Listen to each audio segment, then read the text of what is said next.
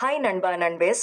தமிழகம் முழுவதும் முதலமைச்சர் ஸ்டாலின் வெளியிட்ட முக்கிய உத்தரவு பற்றி பார்க்கலாம்.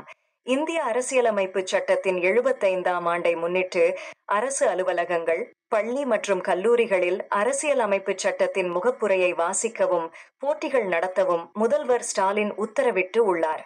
மக்களாட்சி தத்துவத்தின் மாண்பினை உள்ளடக்கி இந்தியாவை வளமான பாதையில் முன்னெடுத்துச் செல்லும் ஒரு உன்னத உருவாக்கம் அம்பேத்கர் வடிவமைத்து தந்த அரசியலமைப்பு சட்டமாகும்.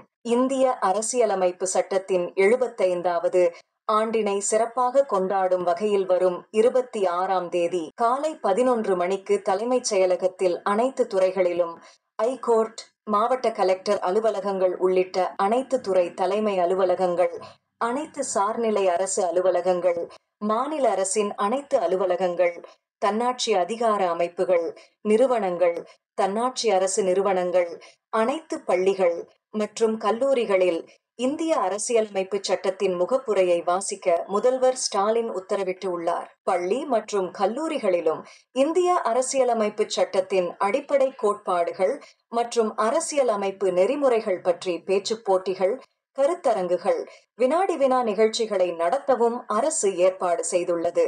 மேலும் தமிழகத்தில் உள்ள அனைத்து அரசு பள்ளிகளுக்கும் தற்போது பள்ளி கல்வித்துறை ஒரு முக்கிய உத்தரவினை பிறப்பித்துள்ளது. அதாவது அண்மை காலமாக குழந்தைகளுக்கு எதிரான வன்கொடுமை சம்பவங்கள் அதிகரிக்கிறது. குறிப்பாக பெண் குழந்தைகள் மீதான பாலியல் வன்முறை குற்றங்கள் அதிகரித்துள்ளது.